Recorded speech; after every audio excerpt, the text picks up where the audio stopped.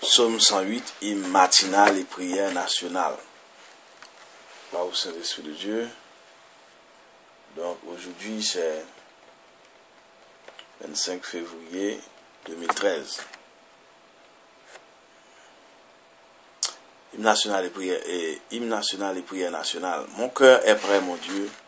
Je veux chanter, jouer des hymnes à ma gloire. Éveillez-vous, harpe, sitar, que j'éveille l'aurore.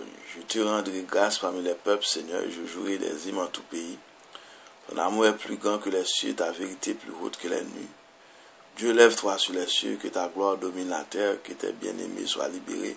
Sauve-les par ta droite, réponds-nous. Le sanctuaire, Dieu a parlé, je triomphe, je partage système, je divise la vallée de Sukkot. À moi, Galaad, à moi, Manassé, Ephraïm est le casse de ma tête, Juda, mon bâton de commandement. Moab est le bassin où je me lave, sur Édom, je pose le talon, sur la Philistie, j'écris victoire, qui me conduira dans la ville forte, qui me mènera jusqu'en Édom, sinon, toi, Dieu qui nous rejette, et ne sort plus avec nos armées. Porte nous secours dans l'épreuve, n'ayant le salut qui vient des hommes, avec Dieu nous ferons des prouesses, des exploits, et lui piétinera nos ennemis. Nouveau somme, nouveau problème. Ce jugement laconique s'avère particulièrement vrai du psaume 108. Il est constitué de deux sections provenant de deux sommes que nous avons préalablement étudiées. C'est versets 8 à 12 du psaume 57. Quant au verset 7 à 14, ils forment une supplication nationale, débutent par un oracle et sont empruntés au verset 7 à 4 du psaume 60. Nouvel ensemble qui appartient aux gens littéraires des supplications nationales, date peut-être de l'époque macabéenne ou peu avant, en voici la structure. Le chant de louange Toda, c'est la reprise du psaume 57, verset 8 à 12. La supplication nationale, verset 7 à 14, c'est la reprise du psaume 60, verset 7 à 14. Antique psaume de David, le chant de louange Toda, verset 2 à 6. Au commencement, au commentaire préalablement fait du psaume 57, verset 8 à 12, nous ajoutons certains détails. Le soliste parlant au nom de l'assemblée entre soudainement en scène, harpe en main, à l'heure où l'aurore commence à illuminer le monde. Il ressemble aux prêtres égyptiens qui, sur les terrasses des temples, réveillaient l'aurore. Cependant, son chant ne s'adresse pas au soleil que les Égyptiens divinisaient, mais à Yahvé, soleil resplendissant par sa parole, le salut. Que le psalmiste s'apprête à entendre, on se souvient que c'est à l'aube que Yahvé rendait ses oracles. Verset 3. Les deux verbes sont à remarquer. Le premier, éveillez-vous, s'adresse à la harpe et à la sitar qui, pendant les calamités nationales et la nuit, restent silencieusement comme dans le psaume 137. Maintenant que le malheur est passé et que la nuit tire à sa fin, la harpe et la sitar se réveillent pour annoncer le retour à la vie. Quant au second verbe, il concerne l'aurore pour qu'elle ne tarde pas à se réveiller, pour que rayonne sa lumière, la vie et l'espérance en un oracle favorable de Yahvé. À la suite des appels que nous venons d'entendre, le chant de louange à la gloire de Yahvé se propage horizontalement de nation en nation jusqu'aux confins de la terre. Verset 5. La dimension verticale du cosmos entre aussi en jeu. C'est donc avec raison que le chant de louange monte jusqu'au ciel après avoir traversé les nuées. Du moins les nuits. Verset 6. C'est la première des antiennes qui rattache le chant de louange, verset 2 à 5, à la lamentation nationale qui suit, verset 7 à 4.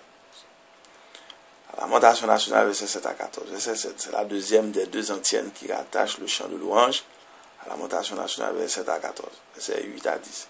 Ces versets rapportent l'oracle divin qui ouvre la lamentation nationale. Il fut transmis il y a très longtemps par un prêtre du temple de Jérusalem. Il était déjà ancien lorsque l'auteur du psaume 60 le cita.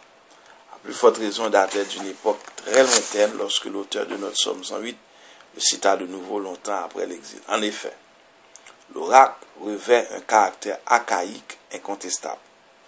Il évoque les anciennes conquêtes d'Israël en les attribuant comme il se doit à Yahvé, Sichem au centre du pays Sukkot, entre en Jordanie, Galaad, également en Transjordanie, Manassé, en Cisjordanie, Gaal également en Jordanie, Ephraïm et Juda en Cisjordanie, Moab et Dom au sud de la mer Morte, la Philistie au bord de la Méditerranée. Le grand rôle que joua la tribu d'Ephraïm lui mérite d'être appelé le casse de la tête de Yahvé. Quant au bâton de commandement que Yahvé, comme un grand conquérant, tient en main, il désigne la tribu de Juda, prestigieuse à cause de la bénédiction de la Genèse, Genèse 49, verset 10, et de sa descendance davidique de Samuel 7. Les deux autres allusions sont à prendre au sens péjoratif. Moab est le bassin où Yahvé se lave, verset 10, ce verset évoque la coutume du lavement des pieds du suzerain par le vassal vaincu. Quant au verset 10, le sens est clair, poser le pied sur le cou du vaincu constitue un signe évident de domination. La signification reste la même si on adopte la traduction de la Bible de Jérusalem. Sur Edom, je jette ma sandale. Le cri de guerre que Yahvé lance sur la Philistie, verset 10, c'est le hurrah de la victoire. Il clôt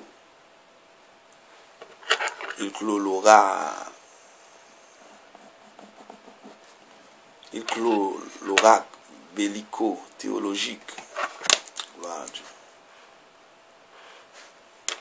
qui fut dans le passé l'âme des conquêtes d'Israël. Il reste sûr d'espérance à l'époque troublée où il fut composé peut-être au temps des Maccabées ou peu avant. Verset 11. Deux interprétations sont possibles. Certains auteurs voient ici une allusion à une expédition punitive contre Pétra, la ville forte, et d'hommes à l'époque maccabéenne.